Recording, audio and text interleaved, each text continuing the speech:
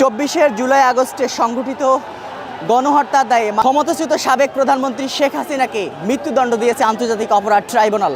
এই মুহূর্তে আমি রয়েছি ধানমন্ডি 32-এ।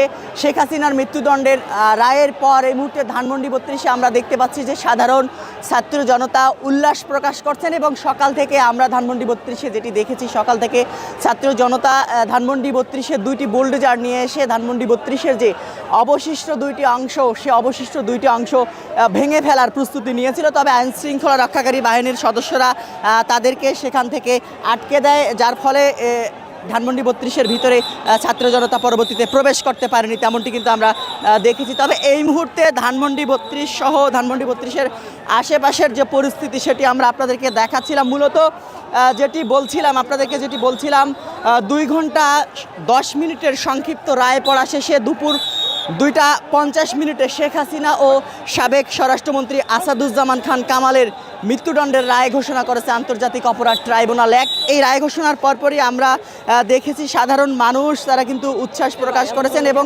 অনেকেই কিন্তু আমরা দেখেছি সকাল থেকে রাজধানী ঢাকার বিভিন্ন জায়গায় অনেকে আন্তর্জাতিক অপরাধ ট্রাইব্যুনালে রায় শোনার জন্য জুলাই যোদ্ধারা তারা কিন্তু এসেছিল আন্তর্জাতিক অপরাধ ট্রাইব্যুনালের দিকে তারা কিন্তু এসেছিল, তেমনটি কিন্তু আমরা দেখেছি। সব মিলিয়ে আমরা আপনাদেরকে বলছিলাম যে বেলা 1:15টার দিকে গণ অভ্যুত্থানে চলাকালে বিভিন্ন জনের সঙ্গে শেখ হাসিনার টেলিফোনে কথোপকথনগুলো পড়ে শোনানো হয়। এছাড়া গণহত্যার সংজ্ঞা, এই মামলায় বিভিন্ন সাক্ষীর সাক্ষ্য পড়ে শোনানো হয়। শেখ হাসিনার বিরুদ্ধে আনা প্রথম অভিযোগে তার মৃত্যু কারাদণ্ডের আদেশ দেন আদালত, তার বিরুদ্ধে আনা দ্বিতীয় অভিযোগে তার মৃত্যুদণ্ডের আদেশ দেন আদালত।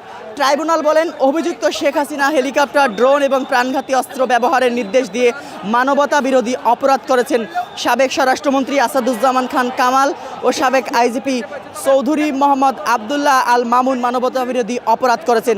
গণ অভ্যুত্থানের সময় গণহত্যা সহ মানবতা বিরোধী অপরাধের ঘটনায় এটি প্রথম রায় যেটি আন্তর্জাতিক অপরাধ ট্রাইব্যুনাল থেকে ঘোষণা করা হলো এবং এই রায় থেকে আমরা যেটি আপনাদেরকে দেখিয়েছিলাম এবং আমরা যেটি দেখাচ্ছিলাম এই মুহূর্তে ধানমন্ডি 32-এ সাধারণ মানুষের যে প্রতিক্রিয়া, সে সাধারণ মানুষের প্রতিক্রিয়া আমরা দেখতে পাচ্ছি। সকাল থেকেই এই জায়গাটিতে বেশ উত্তেজনা বিরাজ করছে, সকাল থেকে ধানমন্ডি 32 এলাকায় উত্তেজনা বিরাজ করছে।